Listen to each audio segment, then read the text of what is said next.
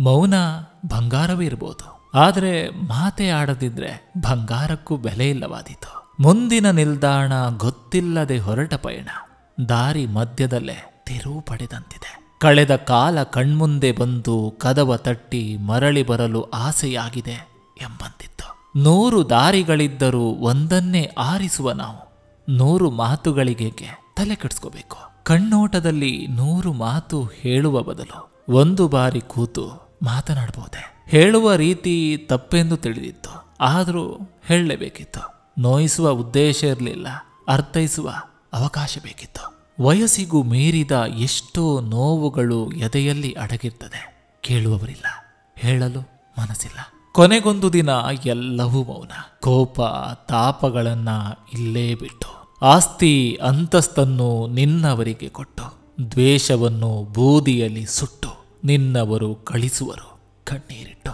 ಮನುಷ್ಯನೇ ಶಾಶ್ವತ ಅಲ್ಲ, ಇನ್ನು ಅವನ ಸಮಸ್ಯೆಗಳು ಶಾಶ್ವತನ. ನಗ್ತಾ ಇರಿ. ಕಷ್ಟ ಸುಖ ನೋವು ನಲಿವು ಇಲ್ಲಿ ಎಲ್ಲವೂ ತಾತ್ಕಾಲಿಕ. ನಮಗೆ ಯಾಕೆ ಬೇಕು ಹೇಳಿ ಬೆಲೆ ಕೊಡದವರ ತಂಟೆ. ನಮಗಿಂತ ಒಳ್ಳೆ ಸ್ನೇಹಿತರಿದ್ದಾರೆ. ನಮ್ಮನ್ನು ಸಂತೋಷಪಡಿಸಲು ಒಬ್ಬ ವ್ಯಕ್ತಿಯ ಅವಶ್ಯಕತೆ ಇದೆ. ಆ ವ್ಯಕ್ತಿ ಬೇರೆ ಯಾರು ಅಲ್ಲ, ಸ್ವತಃ ನಾವೇ.